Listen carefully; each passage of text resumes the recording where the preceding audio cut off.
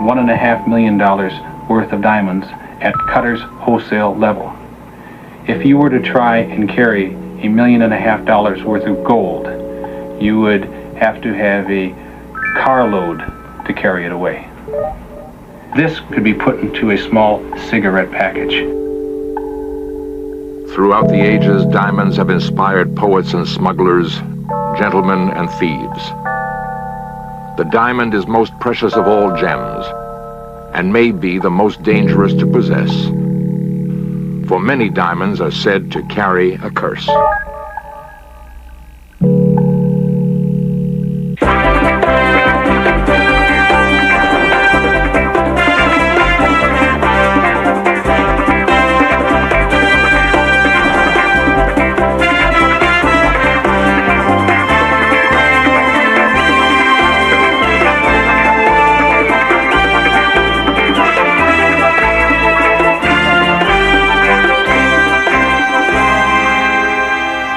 Among the world's diamonds, one is unique.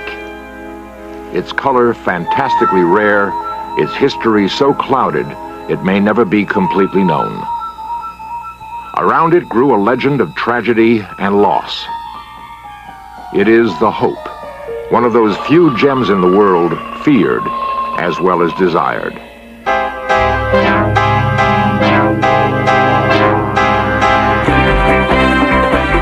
This series presents information based in part on theory and conjecture. The producer's purpose is to suggest some possible explanations, but not necessarily the only ones, to the mysteries we will examine. There is on Earth a stone more brilliant than the sun. A symbol of love everlasting. An icy crystal holding the seeds of betrayal.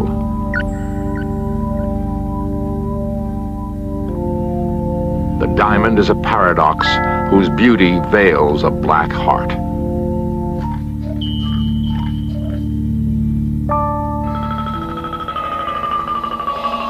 From the days of ancient sorcerers and mystics, when magic was a blend of trickery and alchemy, diamonds were considered the source of mysterious powers.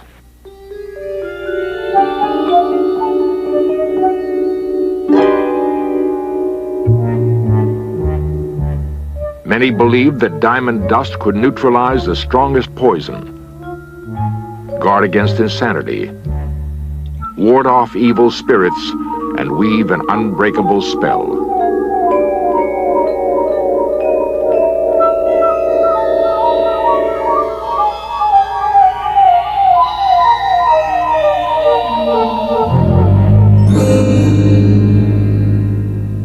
Diamonds were used from everything to cure colds to sterility. Gem expert Robert Conrad. The fact is that in 1532, Pope Clement VII died from an overdose of diamonds. His doctors at that time subscribed him to take spoonfuls of diamond dust. After his 14th spoonful, he died. Diamonds have often summoned tragedy, not good fortune. Is there such a thing as a diamond curse?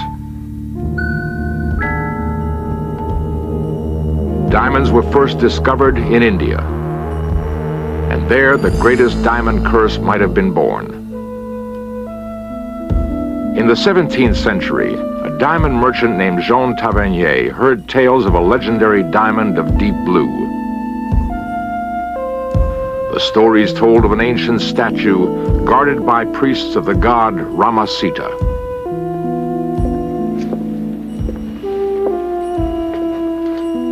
It was said that whoever desecrated the sacred blue diamond would set an ancient curse in motion.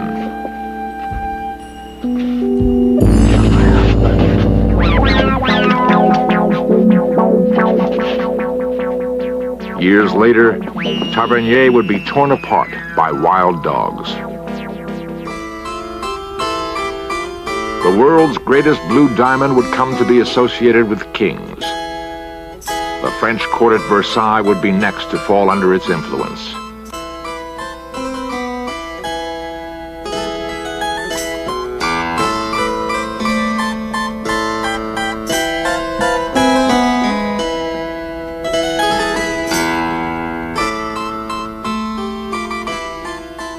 King Louis XIV wore it as a symbol of the monarchy.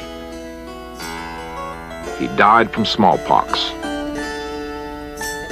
Louis XVI wore it and lost his head in the French Revolution. 3 years after that revolution, the blue diamond was stolen in the most spectacular jewel theft in history. In Search of cameras recreate the story. Petty thieves discovered an open lock and slipped into a museum warehouse where the French crown jewels had been stored.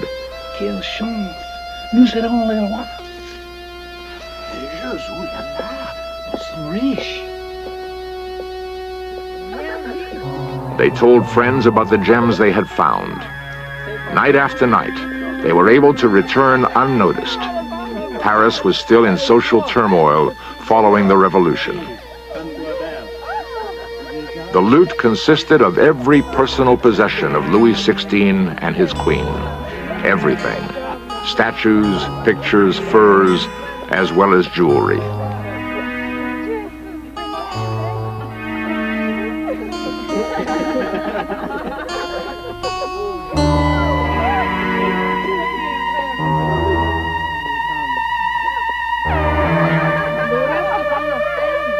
By the 8th night, the hit-and-run raids had turned into a boisterous party, and the jewel theft became an act of revolutionary defiance.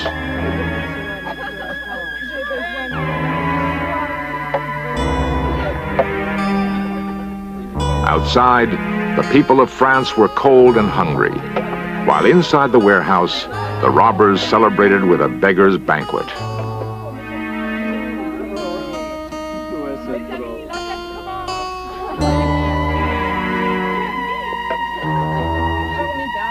By the time the theft was discovered, the burglars were long gone.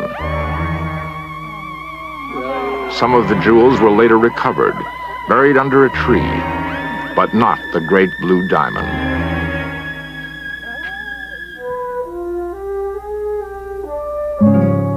Spain was believed to be the next stop on the diamond's journey. 7 years after the robbery, the artist Goya painted a portrait of the Spanish Queen Maria Luisa, wearing what may have been the French blue diamond. Soon afterwards, she was forced to abdicate and flee the country. In 1830, a 45-carat diamond of the same deep blue appeared in London. Henry Philip Hope purchased it for $90,000.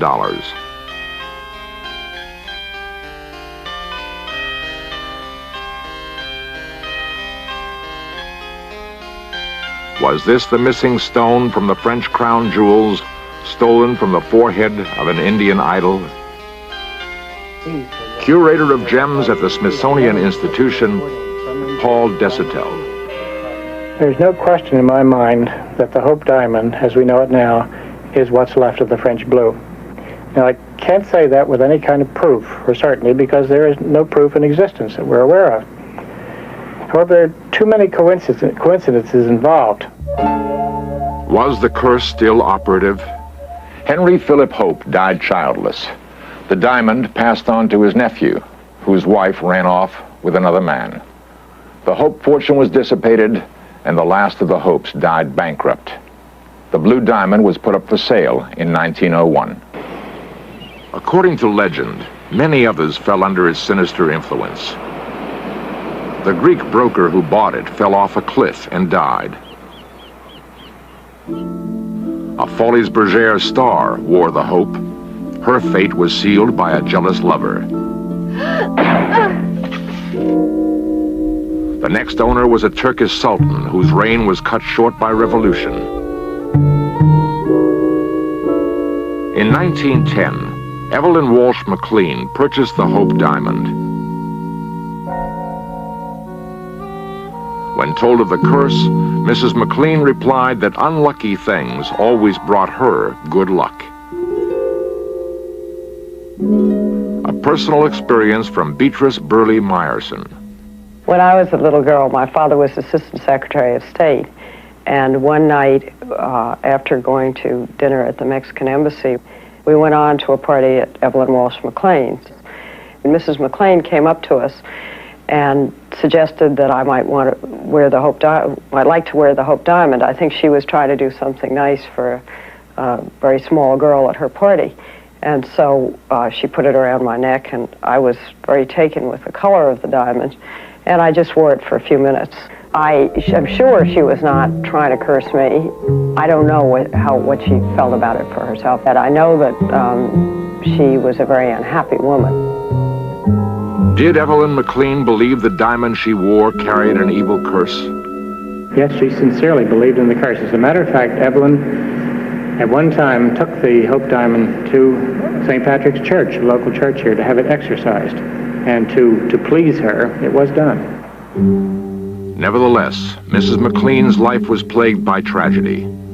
Shortly after she purchased the Hope, her young son was struck and killed by a speeding car. Mr. McLean was implicated in the Teapot Dome scandal. His business and personal life in ruins, Edward McLean died in a mental institution. In 1946, Mrs. McLean's daughter took her own life. Evelyn Walsh McLean died the following year. Mrs. McLean continued to wear the Hope until her death.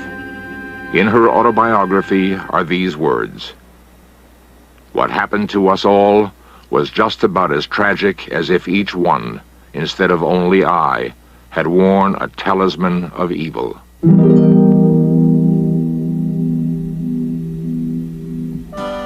An ancient curse from an angry god?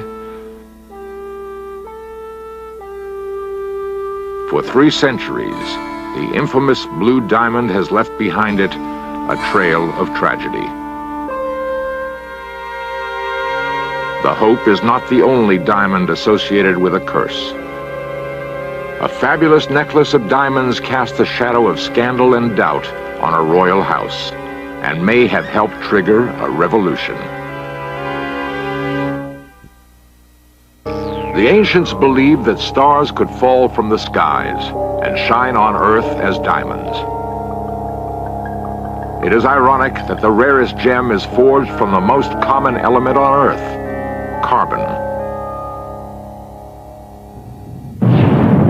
Over millions of years, intense heat and pressure transform the carbon into a crystal, unique in all of nature. Paul Desautels. One thing that makes a diamond different from anything that exists on the earth is that it's hard. It is the hardest thing known. That transcends everything else that can be said of that diamond. And it's because of that that everything else has come about. The name diamond, by the way, means indestructible. And people thought they were, and they had special mystical significance. Diamonds were prized by the Mughal emperors and by very early potentates. They were not valued so much for themselves as for what they could do or what they represented. In ancient India, one diamond symbolized power. It was the Kohinoor, cursed with a 600-year history of bloodshed. Legend held that whoever owned this diamond would rule the world. In 1739, a powerful Persian Shah conquered India and eagerly looked forward to possessing the Kohinoor. The defeated emperor kept his social position, for royalty was always royalty, regardless of a war's outcome. The conquering Persian Shah would uphold this royal code.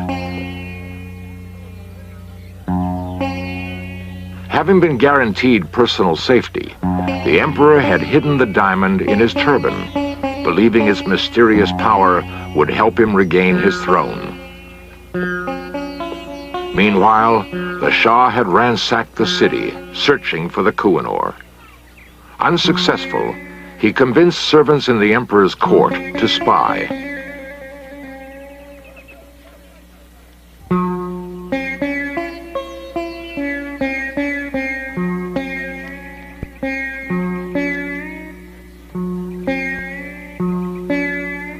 The conqueror learned where the diamond was hidden, But he had to devise a plan that would not violate the emperor's royal status.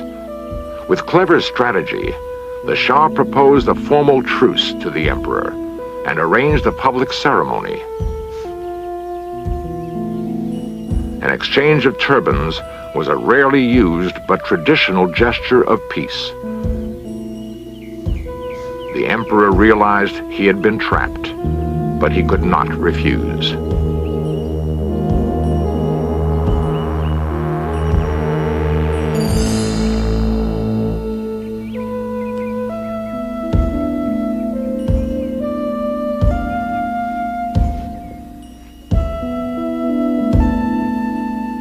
When the British annexed India, the Kohinoor would change hands for the last time, for it was to be set in the English crown jewels.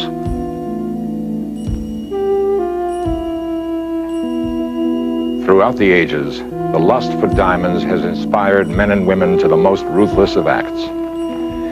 Indeed, it has been written that the history of diamonds is a chronicle of treachery and deceit. Can it be only coincidence that diamonds are so often associated with violence and evil? Perhaps, in the diamond's exquisite beauty, we see the dark reflection of our own designs.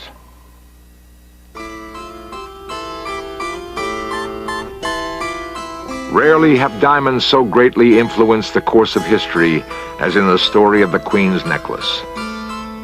Two jewelers to the French court of King Louis XVI designed a magnificent necklace of diamonds gathered from all around the world. Only a queen would wear such jewels, and only a king could afford them.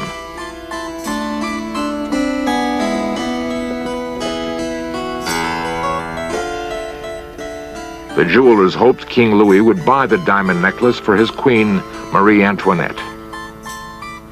Their timing was poor. France was in turmoil. Louis and Marie could not risk such extravagance.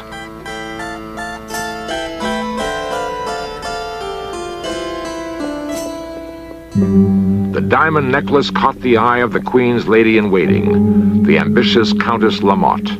What happened next set off a scandal that rocked France to its very foundation. The Countess had risen from poverty through her marriage to a wealthy count.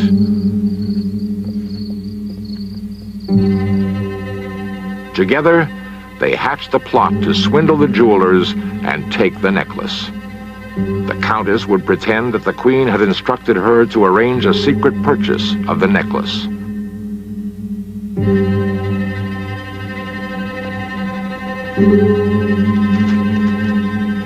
She had no difficulty persuading the jewelers that she was acting on behalf of the Queen.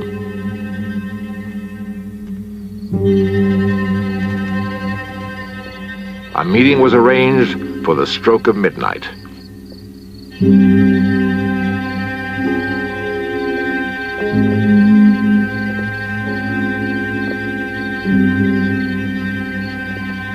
When the Countess came disguised as the Queen, the jewelers relinquished the stunning necklace. The swindle was complete.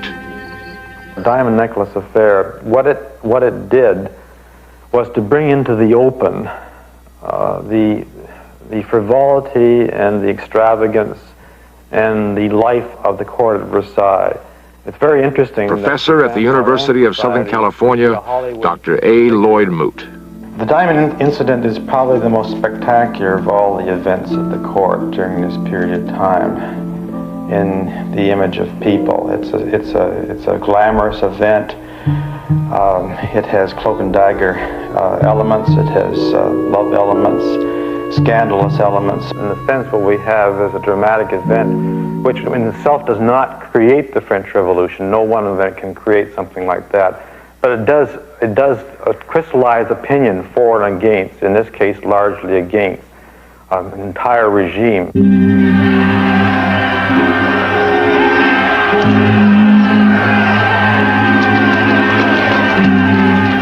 Years later, Napoleon would write that the diamond necklace was the trigger that set off the French Revolution.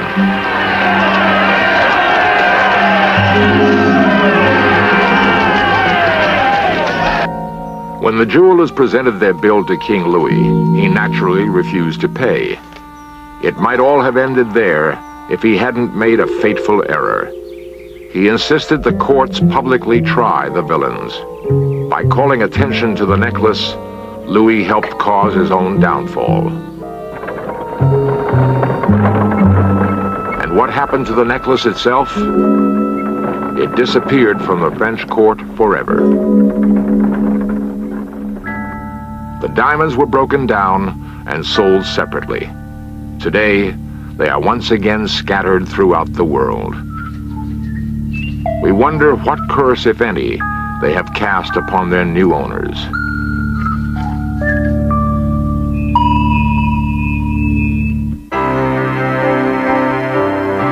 In 1958, the United States established its first national collection of gems. It is housed at the Smithsonian Institution in Washington, D.C. Today, the undisputed star of that collection is the Hope Diamond. Curator Paul Desautels adds an unexpected chapter to the Hope's recent history. It has brought only good luck to the National Collection. It's a remarkable thing, and people come from all over the country to see it. As a matter of fact, when I say people, I mean lots of people, millions of people. And I can't blame them. It is a fantastic stone. Perhaps the ancient gods have been appeased and have at last withdrawn the diamond curse.